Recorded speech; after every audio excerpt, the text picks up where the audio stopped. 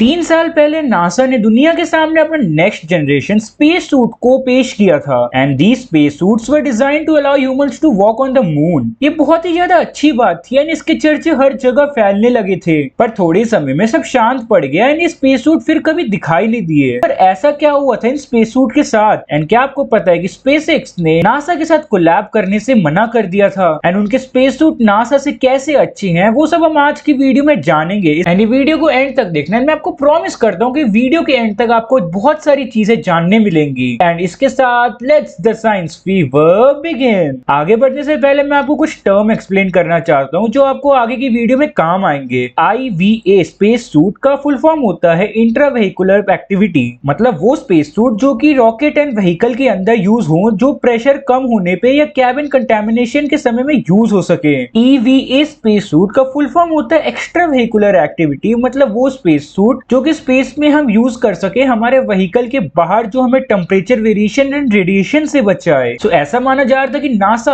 अपने शेड्यूल से 20 मंथ्स पीछे चल रही थी एंड मिलियंस ऑफ डॉलर से ओवर बजट थी एंड उन्हें अपने अपकमिंग आर्टेमिस मिशन के लिए स्पेस सूट जल्द से जल्द रेडी चाहिए था। सो नासा ने टाइम से ये स्पेस सूट डेवलप करने का एक तरीका निकाला। नासा ने कंपटीशन सेट किया एंड उसके साथ बहुत सारी कंपनीज को इनवाइट किया उनके लिए स्पेस सूट बनाने के लिए। इसमें मजे की बात तो ये है कि स्पेसएक्स ने अपना IVA स्पेस सूट नासा से पहले ही बना लिया था एंड सबको यही लग रहा था कि उनका नेक्स्ट स्टेप नासा के साथ मिलकर उनके लिए एक स्पेस सूट बनाना होगा। पर स्पेसएक्स ने कंपटीशन में अपना नाम ही नहीं डाला, जिसमें बहुत सारी कंपनीज ने अपना नाम डाला था ताकि वो ये कॉन्ट्रैक्ट जीत पाए एंड वो नासा के लिए स्पेस सूट बना सके। एंड बाद में ये पता चला कि स्पेसएक्स वाले बहुत सालों से अपना EVA सूट बना रहे थे एंड वो नासा के साथ ना जोड़कर अपने अलग रास्ते में जाना चाहते थे, जैसे कि उन्होंने IVA सूट के साथ किया। सो बात करते हैं कि स्पेसएक्स वालों ने अपना स्पेस सूट कैसे मास्टर किया। पहले हम स्पेसएक्स सूट की हिस्ट्री को जान लेते हैं। दिस इज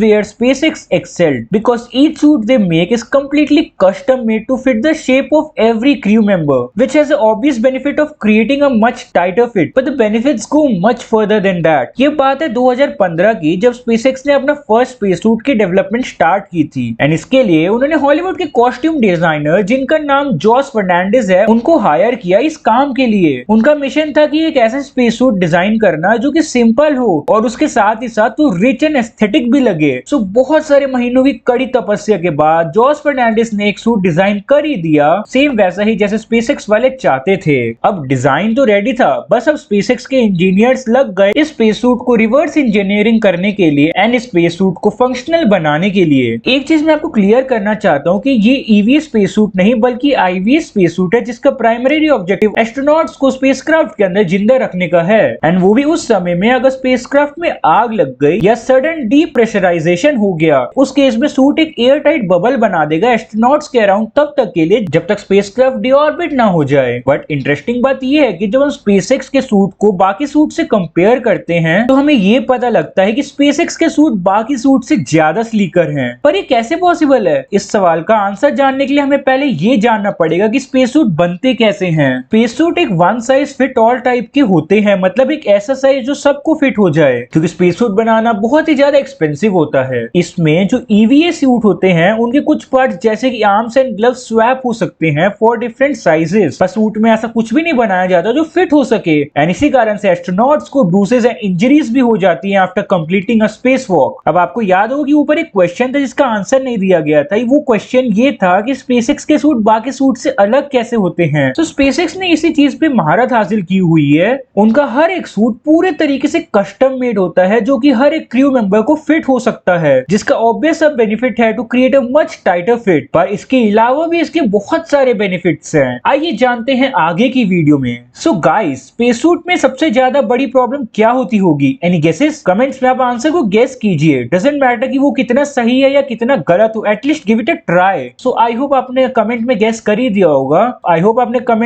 कर ही दिया होगा। सो जो सबसे बड़ी प्रॉब्लम जो स्पेस सूट को डिजाइन करने में आती है वो है मोबिलिटी, क्योंकि जब सूट प्रेशराइज्ड हो जाता है तो वो एक जायंट बैलून की तरह इन्फ्लेट हो जाता है, making it extremely rigid and stuff. तो जब एस्ट्रोनॉट्स अपने जॉइंट्स को बेंड करने की ट्राई करते हैं उस समय स्पेस सूट की ओवरऑल वॉल्यूम रिड्यूस हो जाती है एंड स्पेस सूट पूरे तरीके से सील होता है, तो एयर के पास भी कहीं और जाने की जगह नहीं होती। So bending the joint compresses the air, creating a lot of resistance distance for the astronaut. अब इस प्रॉब्लम के सॉल्यूशन के लिए स्पेसएक्स के सूट डिजाइनर बहुत सालों से डिफरेंट चीजें ट्राई कर रहे थे। उन्होंने बड़े जॉइंट्स जैसे कि रिस्ट या शोल्डर, उनके लिए मैकेनिकल बियरिंग लगा दी है जो मूवमेंट में मदद करते हैं विदाउट चेंजिंग द वॉल्यूम। देखो, हमने लार्जर जॉइंट्स की तो बात कर ली, अब हम स्मॉलर जॉइंट्स जैसे कि फिंगर्स की बात करते हैं। उनके लिए रबर प्लीट्स लगाए जाते हैं all the way down the back, जो कि ग्लव को फोर्स करते हैं to bend in an arc, जो कि नेचुरल नहीं है क्योंकि हमारी फिंगर्स उस तरीके से बेंड नहीं होती है। आपके शेप के हिसाब से हो सकता है कि आपके सूट के जॉइंट्स आपके जॉइंट से अलाइन ना हो, जो कि रेंज ऑफ मोशन को लिमिट कर दे and requiring more force to bend each joint. पर अब स्पेसएक्स के सूट टेलर मेड होते हैं, मतलब आपको एकदम एग्जैक्ट फिट आएंगे, तो इसलिए ये जॉइंट्स छोटे जॉइंट से रिप्लेस किए जा सकते हैं जो कि एस्ट्रोनॉट्स के जॉइंट से अलाइन हो सके। पर अब एक कस्टम मेड सूट को भी बेंड करना in a seal tube full of air is very difficult and इसी समय फिर से स्पेसएक्स के सूट काम आते हैं। स्पेसएक्स के सूट को और भी ज्यादा स्ट्रॉन्ग करने के लिए उसके क्रिस क्रॉस टेंसाइनस का यूज किया जाता है, जो कि एस्ट्रोनॉट के जॉइंट्स को इजीली बेंड करने में हेल्प करता है। उसके बाद सूट का प्रेशर नेचुरली एस्ट्रोनॉट को हेल्प करता है to extend the joint back to its initial position. ये मैकेनिक्स कुछ सिमिलर है स्पाइडर की लेग्स की तरह। उनके पास एक ही मसल होती है to flex their limbs inwards and उनके लिम्स को वापस आउटवर्ड एक्सटेंड करने के लिए उन्हें अपने बॉडी के अंदर के हाइड्रोलिक प्रेशर पे निर्भर करना पड़ता है। इसी वजह से जब स्पाइडर मरते हैं उनके लेग्स कर्ल अप हो जाते हैं क्योंकि उनके अंदर का हाइड्रोलिक सिस्टम काम करना बंद कर जाता है। सो एक और तरीका है जो यूज कर सकते हैं सूट के अंदर की मोबिलिटी को इंक्रीज करने के लिए, वो है सूट के अंदर की हवा को कम करके। जो स्पेस शटल सूट है वो 24 किलो कैप्सूल्स पे ऑपरेट होता है एंड जो प्रेशर हम अर्थ पे एक्सपीरियंस करते हैं वो उसका सिर्फ एक क्वार्टर है। सो मैं आपको और अच्छे से समझाता हूँ ये पॉइंट। मान लो आप स्काई डाइविंग करने के लिए गए एंड वहां पे आपका प्लेन 10,000 फीट पे पहुंच गया एंड वहां से आपने जंप लगा ली। उस 10,000 फीट पे जो आप प्रेशर एक्सपीरियंस करोगे वो सेम होगा आपके सूट के प्रेशर जितना। हाँ, ये बात तो एकदम सही है कि सूट का प्रेशर कम करने से सूट की मोबिलिटी इंक्रीज हो जाएगी, but it puts astronauts at risk of getting decompression sickness. So ये डीकंप्रेशन सिकनेस क्या होता है? इसका मतलब जब आपके सूट का प्रेशर कम होगा उसके कारण जो आपके बॉडी में नाइट्रोजन है वो डिसॉल्व होने लगेगी एंड बबल्स बनाने लगेगी आपके ब्लड वेसल्स में। डीप सी डाइवर्स के साथ भी ऐसा ही होता है जब वो सरफेस पे वापस आते हैं, क्योंकि वो हाई प्रेशर एनवायरनमेंट जो कि सी के अंदर है वहां से मच लोअर प्रेशर एनवायरनमेंट में आते हैं जो कि ग्राउंड लेवल पे है। ये पोटेंशियली फेटल प्रॉब्लम हो सकती है,